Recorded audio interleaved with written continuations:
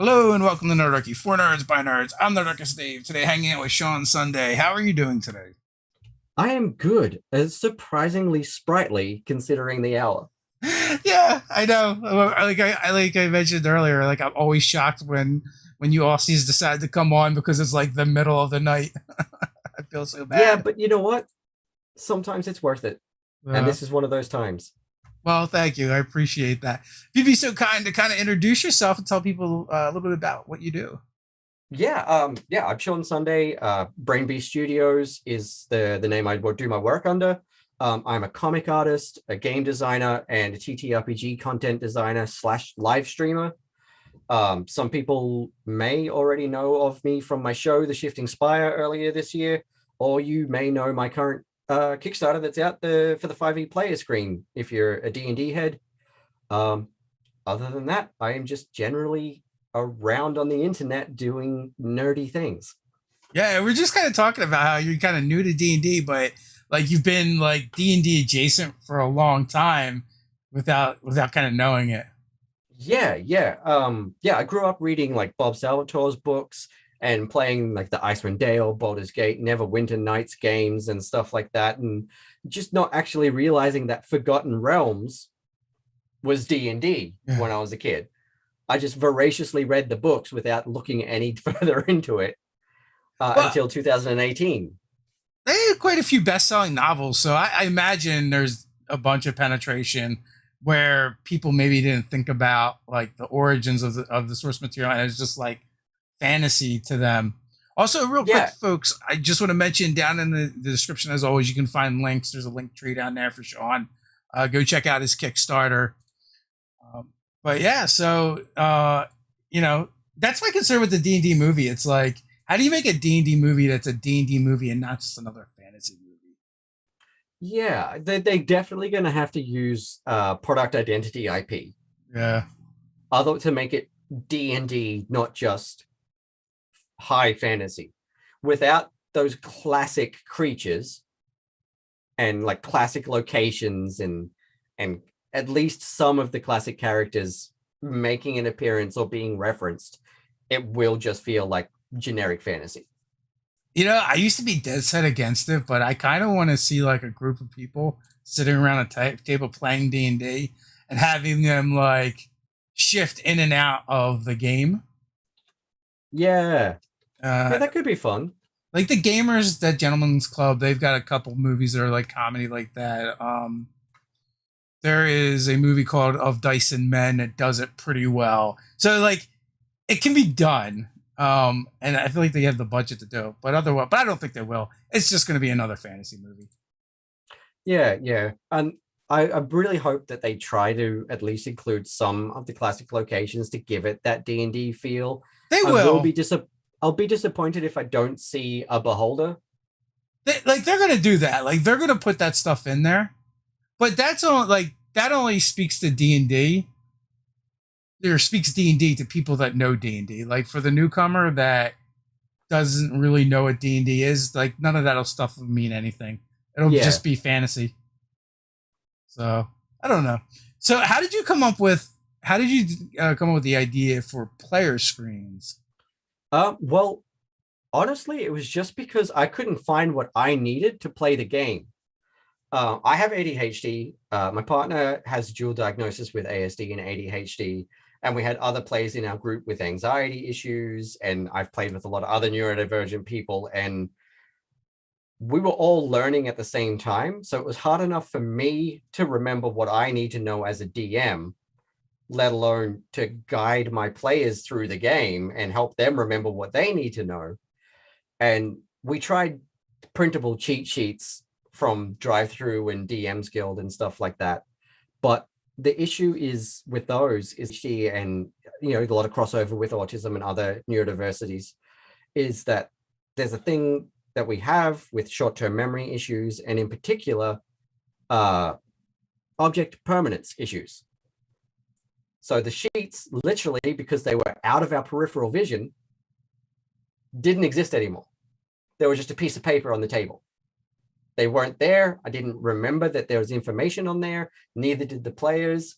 And so I was like, well, if I've got this big bloody thing that I sit behind at the table with all this stuff in it, well, let me hit drive through RPG and see if there's something for you guys. And there wasn't. I was like, well, this doesn't make sense. Like, there should be. That should be a thing. So like, for me, if I have the information on the table directly in front of me and I can just look at it and know exactly where it is when I need it, without having to pull out a big old book and slow the game down trying to find out what I need to know, that's going to make it a ton easier. So I started knocking together some ideas and a few basic concepts and showed it to a few friends. And they were like, why isn't this a thing? Make this, please. I want it. So did you find that almost 200 people have decided they also need the thing? And this is the second time around too. Oh, okay. We did the first version in 2019 on Indiegogo. And then I sold out those over the course of 2020. And so I was like, well, people are still asking for it. I'd better do another print run. So I decided to update it a little bit and just do a few quality of life changes and go again. So they're definitely pretty. What? Yeah, I had a really good time designing them, actually. And like, what went into the design? Like, what kind of information did you put on there? Are they, class specific or? No, they are completely PC agnostic. So they just contain information that is going to be relevant regardless of what type of character you're playing. So we've got this panel here, which has a breakdown of all the things that you can do on your turn, a little diagram of the different polyhedrals for people that might have dyslexia, dysgraphia, issues like that with remembering which one's which in a hurry. So they can just be like, oh yeah, grab that one. All right, time to roll. And obviously a reminder to just try to do anything. Rule of cool at my table is give something a go. If I think it's cool enough, I'm going to find a way to help you do it mechanically as a DM. And just to remember to have fun. So, because, a lot of people I've played with forget that they have dark vision. So there's a reminder here, do you have dark vision? This is what it does. In the middle, I've just got important information that's sort of not specific to any one area. So it's got like your death saves, a leveling guide, exhaustion, different types of ability checks, like what comes under intelligence, what comes under wisdom. Are they dry erase? They aren't. I wanted to do them dry erase, but it actually changes a lot about the production process and like doubles the cost. Yeah, that sucks. I saw the check boxes. That's why I asked. Yeah. For me, I was mostly put those there so people can, like, if they've got like blue tech or like those repealable stickers. Yeah, that's what I was thinking. They can use that. Yeah. And it's got like your currency conversion, because I know a lot of people struggle knowing like how many silvers is in a gold and how many coppers is in a silver, and then like what you can do with short rests and long rests and stuff like that is the middle one. And then of course the last panel is the conditions. That is the biggie, right? Conditions. Whether you're no matter which screen you're behind, the conditions is always the hardest one to remember. Exactly. And what I did with them now is I took the words that were given in the SRD, summarized them a little bit for people like me with ADHD and dyslexia and stuff like that into slightly more user-friendly language, and also arranged them alphabetically. Because I noticed on my DM screen, they're not in alphabetical order. Yeah, you have to hunt for them. Yeah, it was forever slowing me down. So I thought, well, at least for players, I'm going to make this easy. You can just go P for poison. Viking brings up a good point. Laminate them, and then they become dry erase. That's true. If you've got a laminator that can handle a 2 mil thick piece of gray board, give it a shot. I know nothing about laminating, so. Yeah, I know my laminate laminating machine can only handle like 200 GSM cardboard. Anything thicker than that, and it's going to break. Yeah. I just curious why they didn't just make them alphabetical to begin with. Yeah, I don't know. I don't know why that's not the way that it is on the official DM screen. It just Yeah. makes sense to me. But that's why I did that on those. I mean, in the player's handbook, on the player's handbook, are they alphabetical? Now I don't know. Now you got me all confused, questioning Yeah, everything in my life. that's a good question, actually. I haven't actually looked, but if they're not on the DM screen, I'm going to imagine that they're possibly not in the player handbook as well. No, they are. They are. That's so weird. Why they did that then on the DM screen? Yeah, no, I mean, I don't know. That is maybe bizarre. they have on newer versions, but Yeah, on the like one that I got, which is the that DM screen resurrected or whatever they called it, revivified or yeah. yeah, that one is the one that I've got, and that doesn't have them in alphabetical order.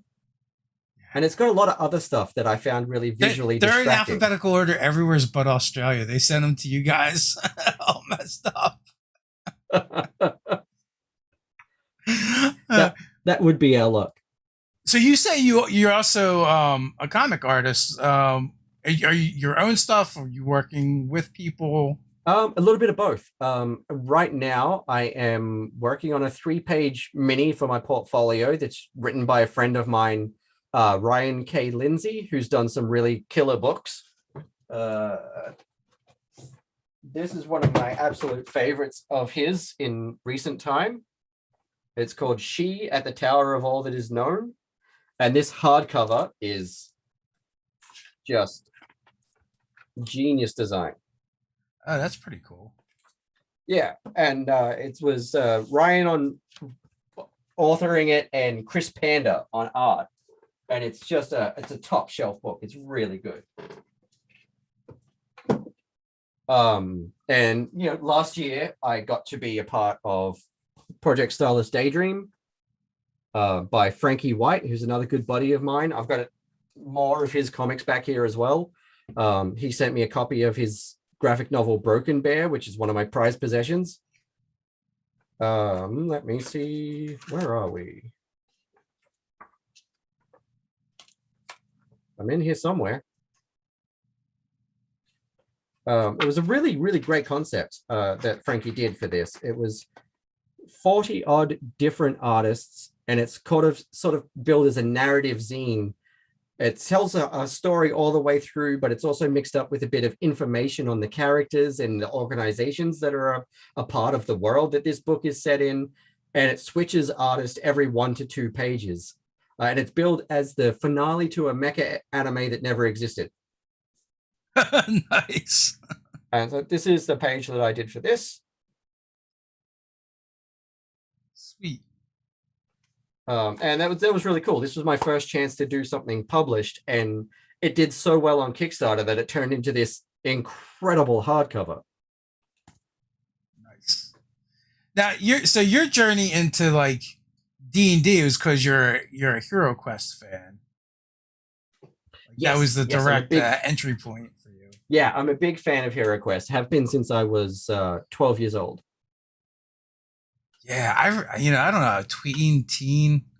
I don't know what year that game came out, but I do remember it and being like, "This is so cool." And it was like probably right around then that I was probably getting the D&D as well. Yeah, and like it was pretty much the same here, actually. Yeah, and for like our group, so like back then we didn't use minis at all for our D&D games. There's all like Theater of the Mind, so like that was the closest to like minis at D&D that we came. Yeah, honestly, I found that I kind of prefer that myself for D&D as well. Is like mostly Theater of the Mind, and sometimes I'll slap out a map for combat so that we can actually picture where everything is. Yeah. But mostly I really like to just get into it and get into character. And I found that like doing it too much with maps and minis made me and sometimes the players think in board game terms a little bit too much. We started using, so like we didn't start with maps and minis. Like what we started with was like we would have these situations where we'd be playing and then like the ogre all of a sudden would attack the wizard.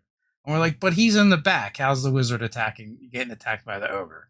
You know, so that's when we started like we made a grid on like plexiglass and or plastic, and then we started just using dice, like six-siders Yep. were the bad guys, and D4s was like, here, pick the D4 that you think looks like your character. And like that, and that's kind of how we started. So we just break them out for fights, and like one of the advancements for minis and terrains for us were one Halloween there was a bunch of candy left over, a bunch of like the miniature Kit Kats. Yep. Um, and we would just use them to build like the dungeons and stuff with or rooms. You know, Yep. so as the more complex combat would break out, we just like throw them down. Uh, and occasionally we'd get like a new player at the table, and they're like, "Oh, Kit Kats, I like those. Can I have one?" And we're like, "Sure." We were kind of dicks because they were like from 5 years ago. Everyone would just watch their face when they take that first bite. Uh, we've Yeah. matured. No, I can We've imagine that matured a one. little since then, though. Yeah, just a little bit. Yeah, Not too much, just a little bit. yeah. Now Ted loves using terrain and minis and his stuff. I'm still more theater of the mind. You know, put some stuff out when it's more complex, but Yeah. I like using maps and tokens for online play, yeah, but that's also still just more for like scene setting. yeah, Sometimes I don't even necessarily mess around too much with moving the tokens into the combat unless the players specifically ask some like location and distance and that sort of thing questions. But I feel like it actually like using the maps and tokens online on stream play feels completely different to the board game feel that maps and minis on a table sort of gave me. you think that's because of the tactical element? Yeah, and it could be. Not I'm tactical, not sure. tactile. Yeah, yeah, it could be. I'm not 100% sure what it is, but I don't think like I'm playing a board game when I'm using maps and tokens versus when I'm playing on a table with maps and minis. Well, it makes sense, right? Like, because when you grab your mini and you're counting spaces, it literally just feels like you kind of took your turn of Monopoly, right? And you Yeah, know, you're counting out how the pips on the die or whatever. So that kind of makes sense yeah, and I mean, like for me as well, when I'm doing my stuff online, I use a voice modifier and AR filters as well when I'm DMing. to me. Okay, that that is definitely innovation that we did not have when I was originally playing this game. Oh, that's so good. I love this one. This was actually, I use this one for some of the goblins in my games, but I also use it for my goblin character for Pathfinder. That is so good. Uh, I actually built this one. This is one of my D&D PCs. Nice. It was a few days work learning how to use it, but Uh-huh. I figured it out and I got there. I made that one for Jasper's Game Week this year. Oh, cool. Great cause. Yeah, it was a really wonderful chance to be involved with that. So I went all out and I created a custom voice mod and custom AR mask just for playing that game. Man, I wonder if there's gonna be a market for that where people start making the custom voice mods and masks. Honestly, I'm sure that there is, but people don't know where those people are. Like, I Yeah. want to hire people for the Shifting Spire and another show that I've got in development at the moment to help me make some custom AR masks. I want to commission someone to do that, but I don't know where to find them. That I mean, yeah, I've Fiverr. I don't searched. know. Yeah, I've searched and I can't find anyone making the kind of stuff that I need. Yeah. Like, who made this? Oh, that is so crazy. Oh my god. Where did you find these? I didn't even know they existed. It's I use a program called Snapcam, Uh, nice. and it's free. It's made by the people that make Snapchat, Yeah, yeah. but they also have a piece of software called Snap Lens Studio, where you can import 3D objects and then map them and add textures to them and mount them onto a wire mesh and everything to make it fit, which is how I made my custom one. So But Snapcam and Snap Lens. yeah, Snapcam and Snap Lens Studio are the like Snapcam is what you use Yeah. to do it.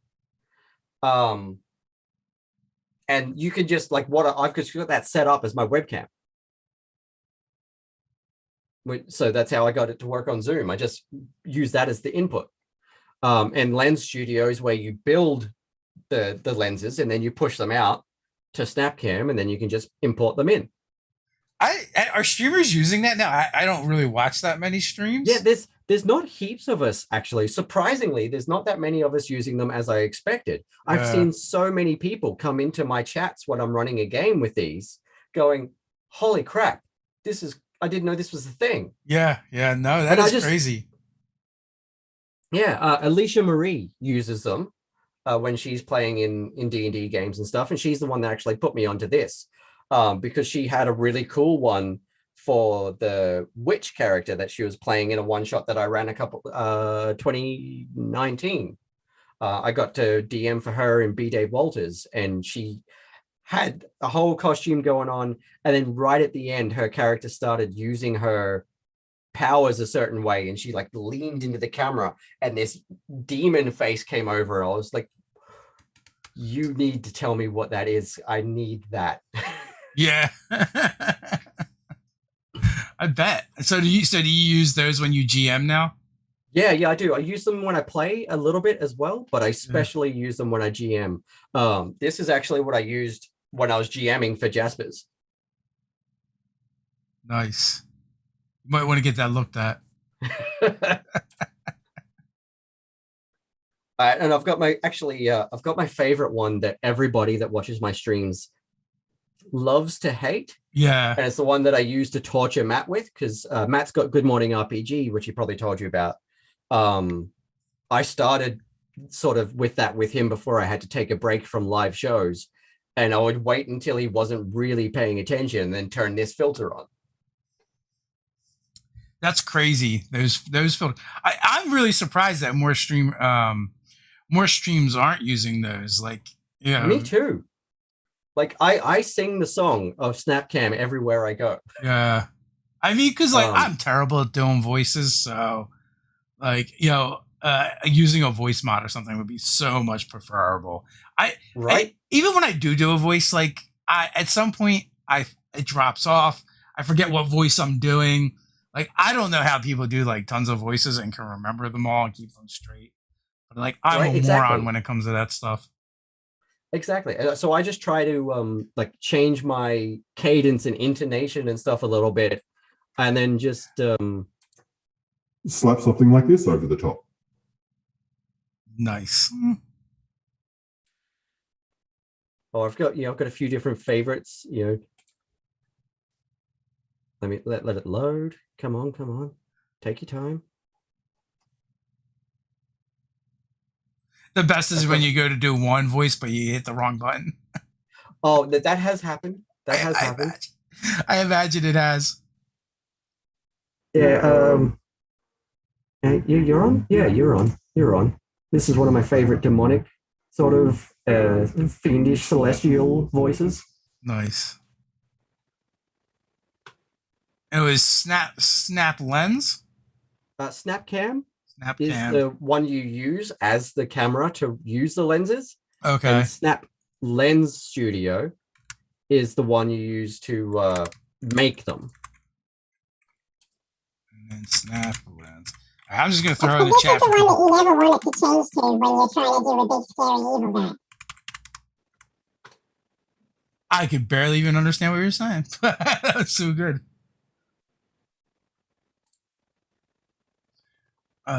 So folks, there you go. Go out and spread the gospel of Snap. And let me just I'll grab a link for you So, for the specific voice mod that I use as well. oh, cool. Because it's actually free. There's a paid version and a free version. Obviously, you get more voices and more slots to save your own custom voices and stuff for the paid version, which is what I use. Right. But I started out just with the free version, just messing about. So you were streaming. You said you were streaming before, but now you're kind of on hiatus. You do these like mega marathon streams. Yeah. Well, I do sort of a mix of both. I was doing just one shots, like 2 to 4 hour one shots for a while, and then when I came up with the concept for my show, I was like, okay, so I don't want to be doing this every week. That's not going to work for me. So how am I going to make this work in a way that isn't too horrible for my players, but also works in my schedule? So I sort of put the poll out there and got to people seeing what they preferred, and it ended up being that they want to do the one shot, 6 hours, wham bam, get it done, rather than 3 2-hour sessions over the course of a couple of weeks or the course of a couple of days. Yeah. And just get into it and get it done. And so we decided on 6 hours with breaks every 2 hours, and then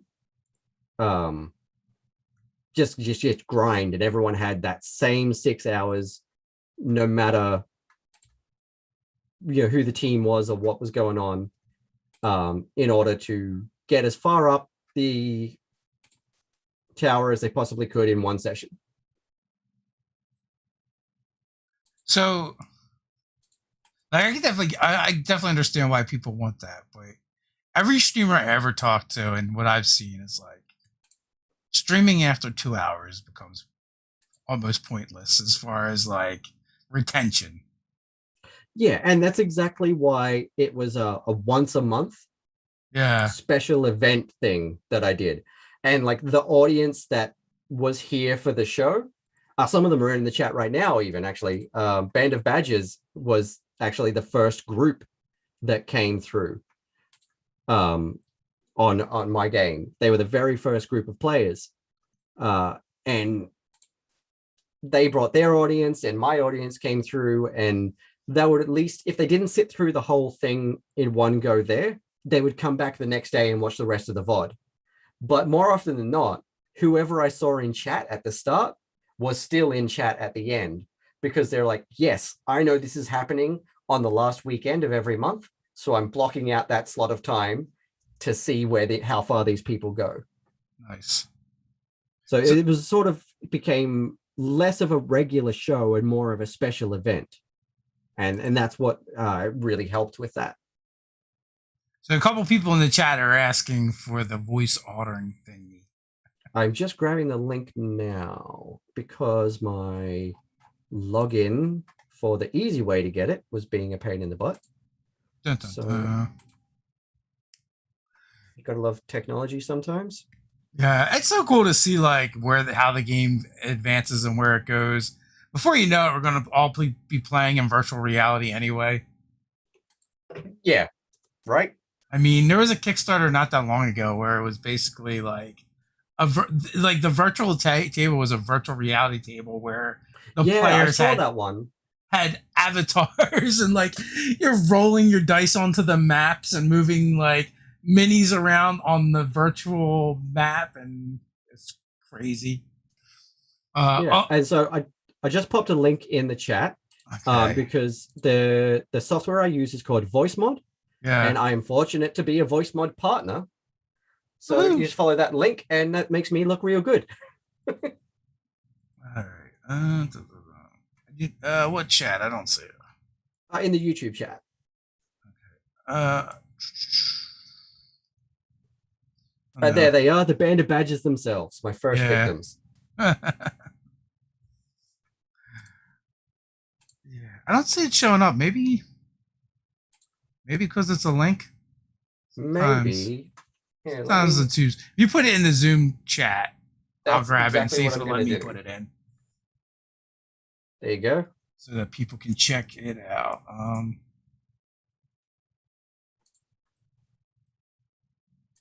Cool. Thank you. Yeah. But yeah, the basic premise for the Shifting Spire is that it is an abandoned wizard's tower that a goblinoid army has taken over, and they're using it as their base of operations, but they are too scared to go from the bottom any higher than the 4th floor.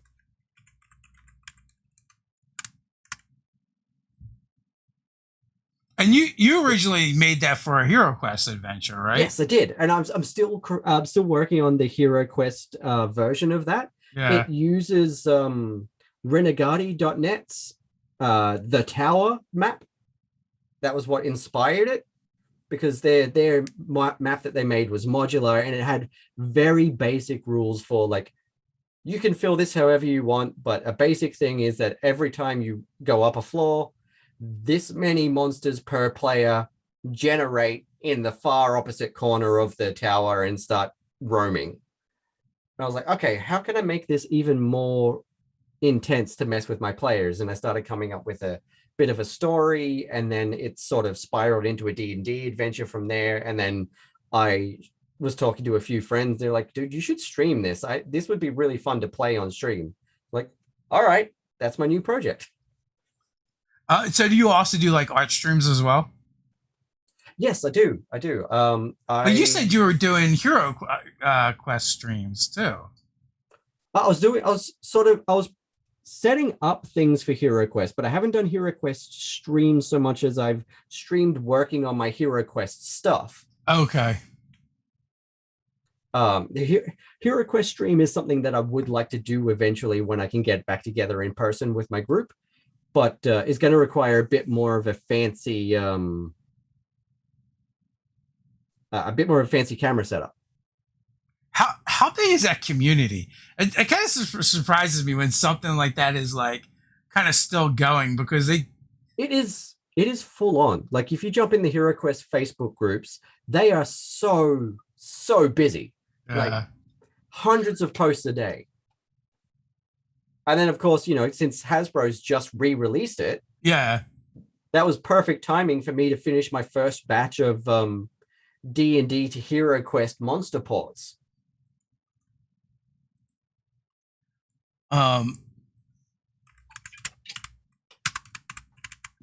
I gotta see it. Now I have to look up the Hero Quest thing they did over on Pulse. I know it was ridiculous when I had looked at it before, and then I kind of stopped thinking about it. Yeah, almost $4 million. Wow. Yeah, because people have been waiting. People have been waiting a long time for them to remake Hero Quest, because it's so hard to get. So either $100 or $150 is what it goes for. Yeah, I guess. I mean, I guess that's what board great games are nowadays, right?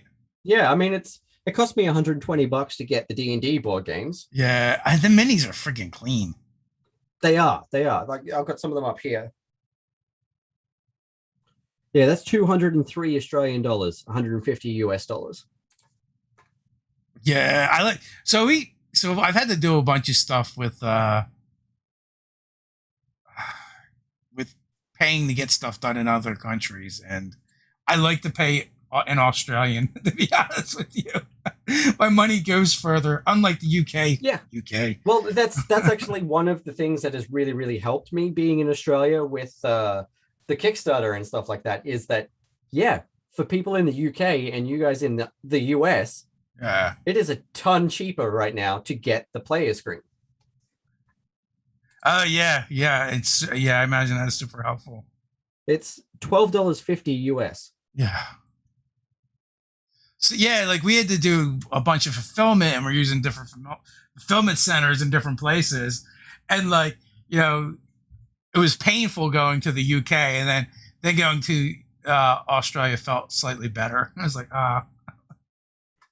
Yeah, it is considerably cheaper here.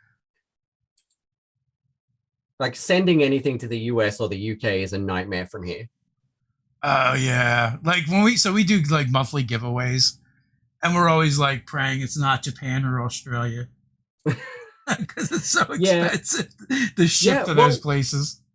yeah. When my friend sent me, Frankie sent me the copy of his comic Broken Bear. It Yeah. cost him $50 to send one comic book to me. Yeah. And how much does the comic book cost? Like 20? Yeah, it's crazy, right? 2.5 times. Yeah. Yeah, I couldn't believe it when he said that. That was 50 US bucks too, so that's like $70. Wow. Yeah. I mean, can't we just teleport things? I wish. I It'd be wish so there much was a bit more. easier. Right, we need more of those vacuum tube situations going on. Yeah, global vacuum tubes. Yeah, why I would not? I be think, so in for that. we could do that. And if you make it big enough, you can send people.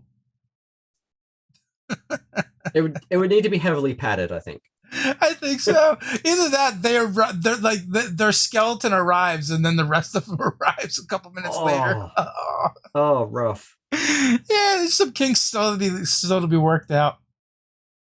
Well, Yeah, just a couple. it makes me think of Dragonlance a little bit and Gnome Flingers, or the Robots movie where they just put them Oh, in yep.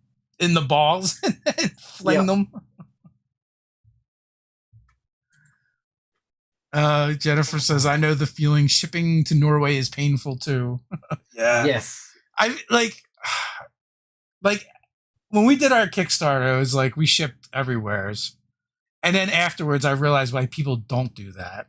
Because Yeah. then people get mad at you too, right? They're like, "I had to pay this extra money when I've got it." I'm like, I don't know the laws in Yes. your country. I don't know the laws in my country. How am I supposed to know how it works in your country? Yes, I got a bunch of that when we did the Indiegogo. I sent the stuff over to the UK and they're like, "Oh, I had to pay this tax." I'm like, "Okay." Yeah, it seems really I have weird to when pay they're tax when I import stuff to me too. yeah, but it seems really weird when they're shocked, right? Like, Yeah. as an American, I expect not to know because I don't live there and I don't have to like deal with that. But if you live there and you deal with that, you would think like they would know, right? Like, Yes. it wouldn't be a surprise. Yes. And one thing I'm just going to say real quick for anyone in the chat, never do this. Never ask someone that's running a Kickstarter or has an Etsy store to mark their product as a gift if you live in the UK or the EU. That is tax fraud, and we will get hurt over that. We'll go to jail. Yeah, I have had people ask me to do that so many times. I'm like, no, I'm not going to do that. I'm not going to commit tax fraud for you. I don't know you. Huh. It's just you might not think it's a big thing. You might like, oh, you could just mark it as a gift and then I won't get charged. No. You might not get charged for it, but I can go to jail for it. But hey, as long as they save a couple bucks. Yeah. So just don't do be that. prepared if you're ordering something from overseas. Make yourself familiar with whatever your local import taxes are. Yeah. Yeah, it was the best recommendation I can say is just find out what the deal is. It was definitely a learning experience. And also it was weird because it seemed like some people got charged and some people didn't get charged. I don't even know how that works. It's above my pay grade. And I think all the laws just changed recently, making it even more expensive and more complex. Yeah, no, I do know that there's been a bunch of changes for like what the threshold is for. Same with Australia. It used to be anything under $1,000. Yeah, you didn't get charged import tax for, and now it's anything that you buy online, no matter what. Yeah. Even Netflix. Even the Netflix. Curses. Yeah, even online subscriptions like Netflix, we have to pay import taxes now. It's bizarre. Yeah, they gotta make their money, man. Yeah, one way or another. Yeah. Something.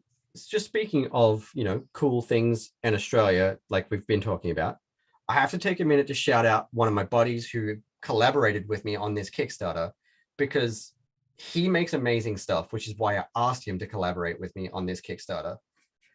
Starting with this. Ooh, dice towers. This is a little mini dice tower that hooks over your screen. Oh, that's cool. And this is we've got this as a reward as part of the Kickstarter. You can get a screen with the dice tower. And I've actually modified the design to create space for the dice tower to sit without covering up any information. So it just sits here like that. Oh, nice. He actually made me a custom dice tower for my show. And it is incredible.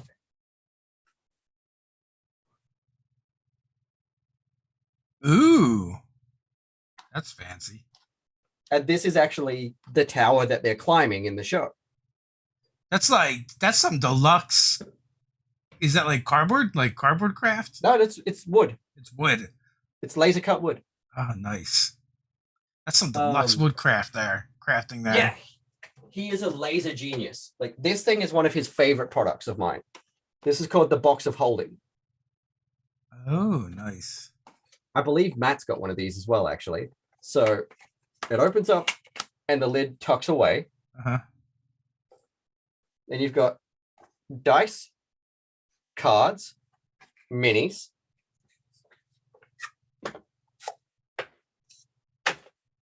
notebook, and then that doubles as a rolling tray. And they come out with a very satisfying popping sound. Yeah. And yeah, they just slot in like that. And so your notebook goes in under here. Oh, nice. This was the first thing I ever bought from him, was this and the dice jail that I've got up here. And that sold me on his products from that moment on. And he makes some really incredible stuff. And so he's made a special limited edition laser cut version of the player screen for the Kickstarter. Nice. And being the laser genius that he is, I originally thought he was going to have to do like some kind of clip together situation. He made it hinge flat. So it folds up just like this. Oh. With some really finely crafted hinges that he made. Oh, wow. Yeah, I couldn't believe it when he showed me. And yeah, hi, Ultimate Games Master. And that's all wood, huh? Yeah. Laser cut wood. And he made it so that it just goes and folds flat exactly the same as the cardboard versions. And he's incredible. And it's a little harder to see, but this here is his dice compendium. Nice. And it has these awesome little pods. Oh. So you put your D20 in the front. And then so you can see which dice says. How many pods does that hold? That one's 25. Oh, yeah. He's got a 10 and he's got 100. Oh, my God. Ted can't know about this. We'll go broke. There's one thing of his that I'm planning on getting after the Kickstarter, actually. It's just called Paradise. Uh-huh. And it's two little laser cut palm trees and a hammock. And you put your dice in that instead of dice jail. Oh. So is that a different approach to reforming your dice, or is it for the dice that do well? Rehabilitating them. Yeah. We've decided after many game sessions that punitive measures do not work on naughty dice, so we're trying a different approach. Yeah, give them a relax, re-energize. Spa. Yeah. Now you need a couple of like mini masseuses in there to like work them over. Right. Work out the bad rolls, get the kinks out. Yeah, if you head to his socials, it's Glowcraft Australia. At the last convention he went to, he made this incredible acrylic and wood giant dice tower that you like put the dice in and crank bits, and it like rolls the dice through the tower and it goes tick, tick, tick, tick, tick all the way down and then rolls out the very bottom. Oh, wow. It was huge. And he's shown me some bits and pieces. All right, in my mind, this thing is like 6 foot tall. How big is it really? Yeah, no, it is. Oh, wow. It's like this big. Yeah. It's a big thing that he mounts on the table. Yeah. It was incredible. I know he's working on a Rube Goldberg machine design for a dice tower too. That is insane. Yeah, he told me about it, and because he was making it to be like a convention centerpiece, and I was like, I'm not sure if your friend yes. has too much time on his hands or too much talent, or both. I think it's the second one because like he's a busy man, but Yeah. he That just seems like a manages lot of to work to build a dice machine that's as big as a right, person. right. He's just like I said, he's a laser wizard. Yeah. It took him 2 weeks to design the laser cut version of the player screen with those hinges. That's it, from concept to done. And he just blows me away every time he designs something new. So does he like hand make everything? He's got a laser cutter. Yeah. So it all comes flat packed and laser cut, actually. Like, I don't really know anything about laser. I don't know if that's like a machine you can turn on and walk away from, like a 3D printer. yeah, you program everything in, Oh, okay. and then it burns it in. Like this is that dice tower. Okay. But this is how it turns up. Some and you just assembly pop required. everything out like a model kit and assemble it. Yeah. Oh, And no. like I need an not all already his assembled products version. I hate assembling anything. Like IKEA is my bane. No, I can understand that. I can understand that. Yeah. I'm like, anytime I buy anything is like, is there a version where I pay more and this is already assembled? Yeah. Now, I know you said that there's a few things that you aren't familiar with when we started talking. And let me just see if I can. You're going to have to be more specific because you could fill a stadium with the things I'm not familiar with, or more. A continent, maybe. As far as like the full extent of my work goes. Oh, yeah. Yeah, and so I'm just going to see if I can find something to show you that is actually, it's a part of the digital rewards for this Kickstarter. Okay. I've been working on it for a while. It started off as a bad joke in my home game. And I wouldn't call it the mistake, but I made the choice to show the internet. Uh-huh. And it very quickly spiraled into something much, much larger. Uh-oh. And now Zoom isn't going to let me, so I'm just going to send it to you in Twitter. Okay. Oh, you know what? I probably have to give you permissions in Zoom. That's probably why. Possibly. Let's see. Security. You want to screen share. All right. Oh, I just sent you a picture. Okay. It's probably better that way anyway, because if you just screen share, it'll probably just mess everything up. As far as OBS, I'll go crazy. It's part of the digital rewards that everybody gets. And it's a body horror comedy monster supplement. Oh my god. Oh, let me grab this. I will totally share this.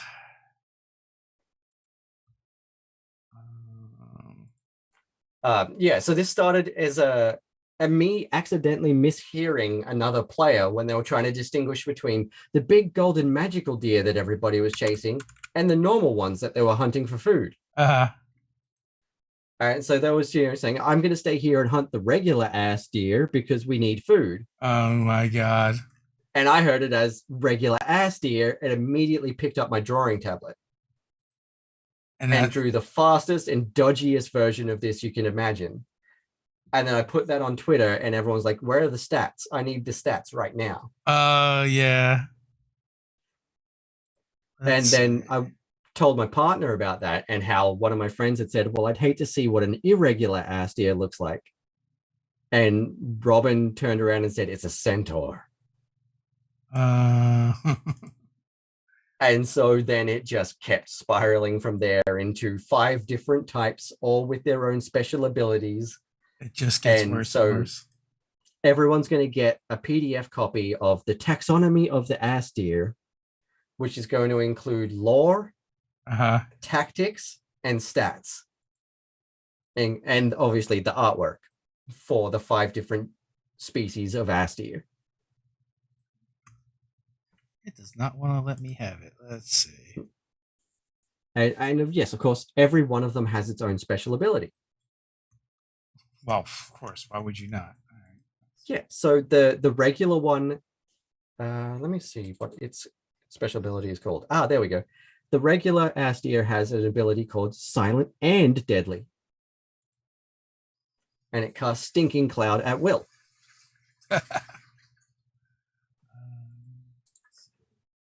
The carnivorous Astair is about the size of a Boston Terrier, and they hunt in packs.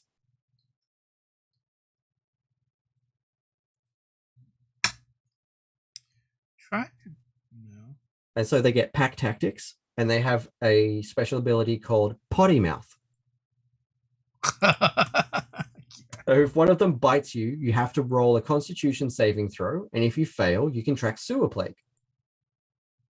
That is great.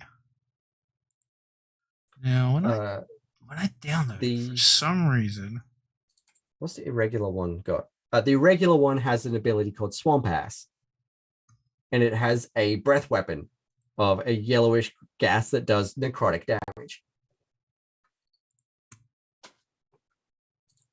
The golden one is called The Sun Does Shine, and it casts a guiding bolt from its face.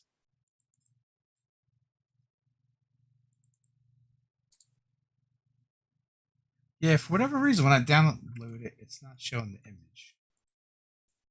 Oh, check if it's got JPEG.large.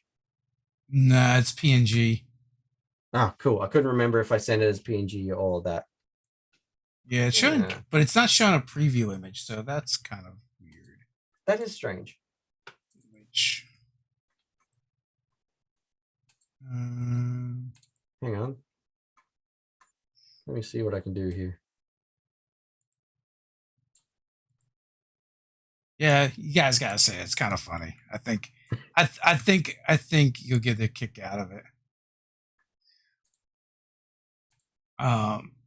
But it's kind of funny, like the things that come up in our games like that, where it's just like a joke, and then next thing you know, right?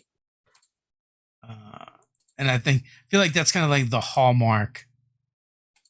Yeah, I sent you a link in the Zoom chat that should fix the problem. All right. Twitter's been a bit twitchy lately with images. But yeah, like last but not least, of course, is probably my favorite one, and that's the giant ass deer, which are about 10 feet tall. Yeah. They're based off the giant prehistoric elk. And they have the ability called Clap Those Cheeks. I feel like you didn't even really have to go prehistoric. You just could have used moose. Well, I saw a picture of, like, I was looking up the difference between like giant deer and giant moose, and I saw the prehistoric giant elk and its particular horns. I was like, yes, that. Yeah. And it casts thunderclap at will by rearing up and shaking its head. Of course it does. I've had way too much fun designing this and writing the lore. I've got a whole, the way it's written is like, it's not exactly the diary of, but it's sort of written from the first person perspective of a scholar that has decided to research these animals. Yeah. And how many of these have your players encountered? My players have actively encountered the carnivorous, because one of them decided to wander off and walk straight into where the carnivorous were hanging out in a grove outside the Shifting Spire. But the next team after that managed to sort of peek between the trees and see the big horns of the giant one, and like, nope. Nice. Yes. There they are. Yeah, so finally got it to work and folks could see.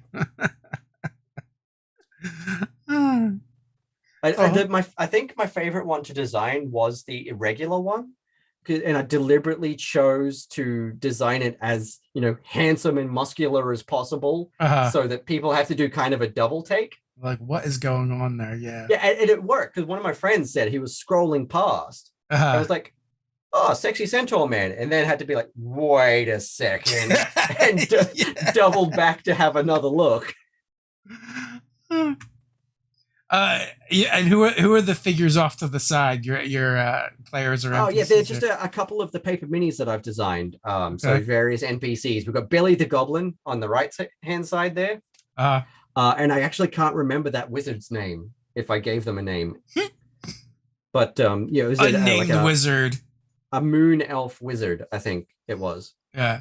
So you do papercraft as well? I did a set of paper minis, and I've got plans to do more eventually. Yeah. I do really enjoy designing them, but like they take a while. Drawing the reverse art is kind of a pain in the butt. Yeah. So I will be releasing these 5 as paper minis later. But for now, the book is just going to be all the lore and the stats and everything and the art. Yeah. But I will also be releasing a set of paper minis for it at a later date so people can actually have them on the table. Nice. The paper craft community has really grown. There's a lot of cool stuff over there. Oh yeah, there's some really PMAL, Paper Alchemy is one of my favorites at the moment. They do some really cool stuff. Trash Mob, of course, is great. Yeah. And shoot. And isn't there one that's just papercraft minis? Like that's literally yeah. There's a few different ones with different names like that. Yeah. Man, it is tough to be a D&D enthusiast at this point in time because there is just so much things that make you go broke right now. Yeah, there really are. Oakham Arts is the other one I was thinking of. Dave does a lot of various paper minis for different genres, and they're really cool. So, do you use paper craft stuff in your own games, or? Sometimes, yeah. When I was like sort of more into maps and minis and stuff, yes. I've got a bunch printed out that I'm planning on building just because I want to, but also I do want to do more Hero Quest stuff with terrain. In answer to that question, yes, I have. I've got about 10 different designs on Thingiverse. If you look for Brain Beast Studios, you will be able to print your own Brian, actually. You want to show Brian off? I'll pull him down. Brian's a good boy.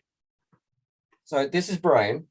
So Brian is a huge quadruped brain thing. It looks like, a cross between some kind of alien, a T-Rex, and an intellect devourer. Well, he's my take on the intellect devourer, actually. He was the first monster I ever designed.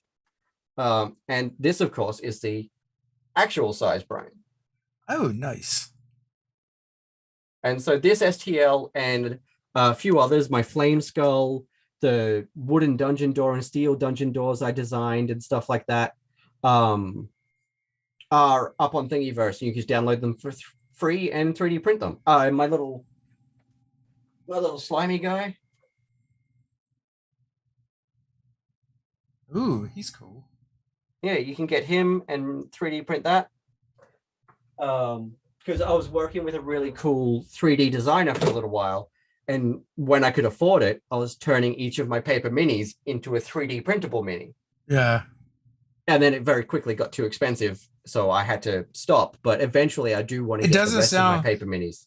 It doesn't sound very cost effective if people can just print them for free. No, I was releasing a few of them as like free samples, and then I was making them with my Patreon at the time. But the rates were just a little bit more than I could justify spending at the time. He did great work, and they were excellent rates for the quality of work I was getting, but I just couldn't justify it long term, so I only made a very small handful.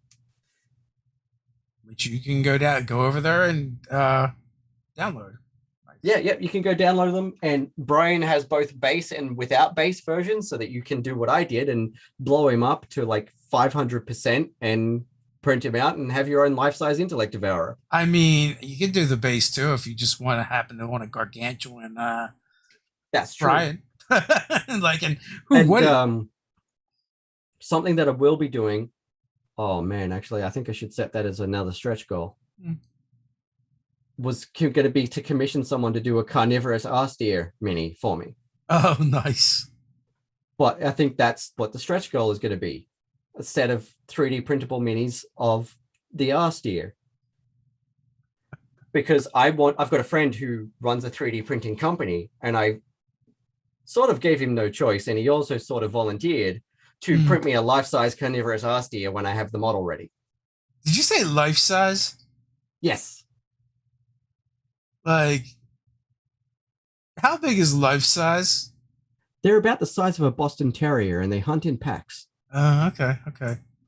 So imagine 5 to 7 of those little horned, chittering, butt-faced things chasing you. Oh man, it makes me think of the Doom Patrol. I don't know if you watched the Doom Patrol. Yes, you mustn't upset the butts. Don't upset the butts. Yeah, I won't spoil it for anyone who hasn't seen it and wants to see it, but yeah. If you see it eventually, you will know what we're talking about. Yeah, exactly. Like, yeah, picture that, but on a deer body. Yeah. I mean, and that one is the one that looks a little bit, that one looks a little spiderish too, right? That's got the, Yeah, it's got like the, like the black goat. Yeah. Yeah, I base its horns off the black goat horns. And the fact that you made it, touched one. Doesn't have any fur on it. It's naked, right? That makes it even more disturbing. No, they've all got fur. Oh, does it? That one? The carnivorous one's just got like short, scruffy brown fur, and it's got a little pointed devil tail. And the yeah. It's the coloring. Yeah. I gotcha. First, I thought it was like naked, and I was like, that makes it even more terrifying. Like one of those little gremlin cats. Oh, yeah. Yeah. So we are just past the hour mark, and I know it's late for you over there, or down there, I should say. Final thoughts before we head on out? Roll more dice. Go check out Glowcraft. Obviously, go check out Split the Party that you've had on the show before. They're wonderful friends of mine. Yeah. Play more games. Make your games as accessible as you possibly can. Be kind. You can cover all the bases there. As always, links are in the description. Go check them out. Follow Shaun around the interwebs, and go check out that Kickstarter. So until next time. Especially if you all check out the Kickstarter real soon, then we might be able to get the custom Brian the Brain Beast dice made. Ooh, yeah. Until That's the next time. $15,000 stretch goal, and we're at 10,200 and something now. So close. Stay nerdy, everybody.